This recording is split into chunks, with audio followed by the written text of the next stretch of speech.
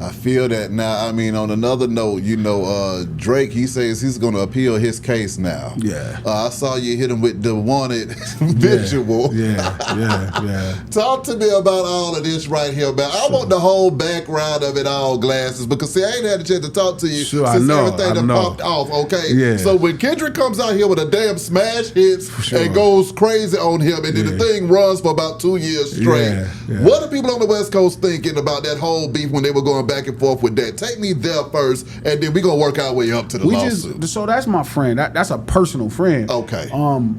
We just wanted him to get it done. We wanted him to win. Yeah. We wanted him to do a great job of winning this battle and making us look great, and he exceeded all our expectations. Facts. We all agree with that. Yeah. All of us agree with that. Gave us an anchor, so we'll never forget that moment, the biggest rap battle in history. Here's this smash hit record that's going to play for the rest of our life. We're going to always remember that day when culturally, you won in our honor and your name is there. Facts. Like, we love you for that. You know what I'm saying?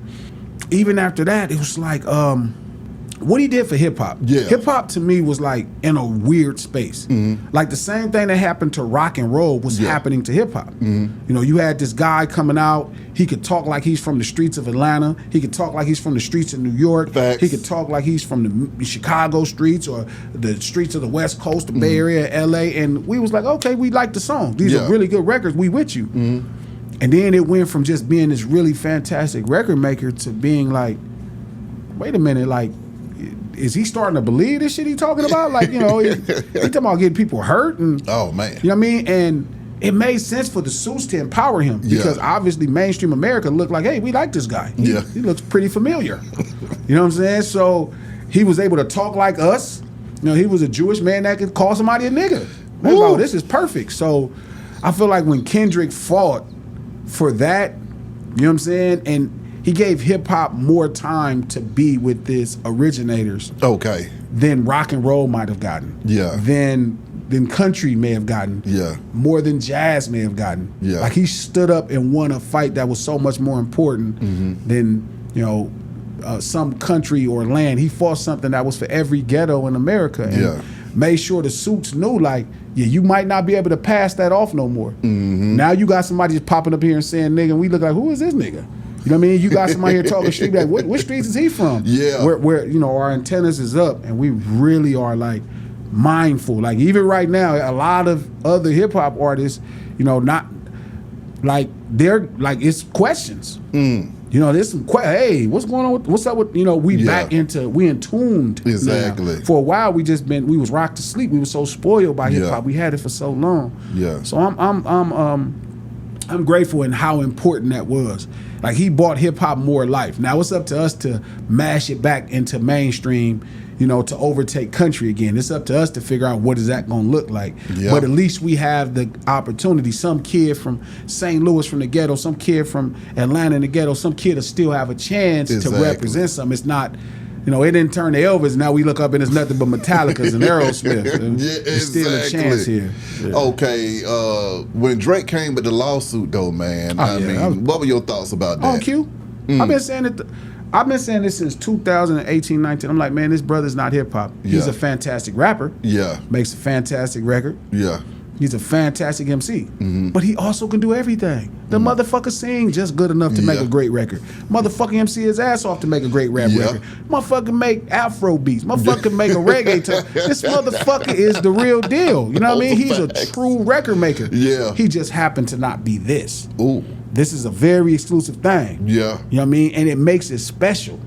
So, when he filed the lawsuit, like, I wasn't surprised one bit. This is a Jewish man that's upset, felt like the label helped an artist defame his character. And here's more proof that that's not necessarily, he's not of said culture when it comes to this. One of the biggest things about street life or street urban culture is accountability. Same reason we don't want you telling the police on somebody else on to avoid accountability for your crime. Same respect we don't have for you if you don't raise your kids. We just gonna look at you like a goofball, and if we know we gonna have that on you. We gonna make sure you know that you a piece of shit. So, in his situation, I think this was true. Like, this is right up his alley. Like, oh yeah, I didn't like that. I'm going to court. There's a subpoena for you guys. You know what I mean? And shout out to Judge Vargas, who made sure, that's the John Brown of hip hop. You know what I mean? She stood up and was like, wait a minute, come on, man. You told this man you liked him young. You said you mentioned you like him young, and he says that now you want to. So shout out to Judge Vargas, for being mindful to notice that and throwing out that case. Did you think that, this case could have upset the whole industry, though, at a time, though? Because folks were screaming RICOs, they were screaming bot streams and everything else. How did you feel about that? I mean, for me, I just felt like the labels fucked up. They empower somebody through a culture or through a genre of music that they know didn't fit. Yeah. And they felt like, okay, it was going to be okay because they was able to do it with Elvis. Yeah. They was able to do it with different people who are not of said walk of life. And not that man ain't a black man. That man is the son of a black man. I'm saying culturally, he just wasn't raised in that type of culture. Yeah. So for him, it's like, it's all true to form. Mm-hmm. And I was concerned because it's like, wait a minute, if he passed this, who's can the ADL come back and sue Ice Cube? Yeah. Can Ja Rule come back and sue 50 Cent? Can Tuka's mom, who's been hurting us, because she sued the label? Everybody. You know what I mean? That's been using this boy name. You know what I mean? Like, it got to be a space for us in street urban lifestyle and that cultural experience to express ourselves. Yeah. Hip hop gave us something that was uncensored. We can give you our CNN. Mm-hmm. We could give you rap music is the ghetto CNN, is what Chuck D said. Thanks. We could give you our perspective. That's what made this art form so brilliant. Like, this is what's happening in our little niche parts of every city or in a state. Mm-hmm. And when you have somebody representing that, and then now it's like, okay, now you have to be okay with losing the fight. Yeah. Right? You competed at a high level. You were fantastic as an MC in it, right? Drake was fantastic. Yeah. But you lost to somebody that was more culturally prepared and lyrically, present for the moment, because it wasn't just as simple as, like, battles aren't simple as who lyrically is better. It could be tactics. Ooh. I mean, if you seen the movie, I'm sure you saw the movie 8 Mile. Yeah. It's tactics. Oh, let me diss myself. Exactly. You can't diss me, yeah. So in this situation, like, I just was saying to somebody, the real moment that I saw my partner really go to work is when I watched Drake and then prepare this whole thing about this music video for Family Matters. They buy this lookalike van and they got all this stuff. They shoot this nice video and they like, this is the red button, and they pressing on the red button. They just, this is it. And then in 30 minutes, here is another song that just quashes your greatest effort. Ooh. You know what I mean? Which is Meet the Grams. And it knocks the wind out of you. And it's like, fuck, this mother. I had him looking at the label like, y'all told him my song was coming out. He just was over. So I feel like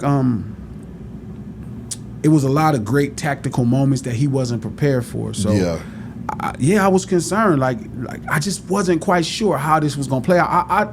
Something inside of me said, look, common sense says, you can't sue anybody over art. This is part of art, listening to the music.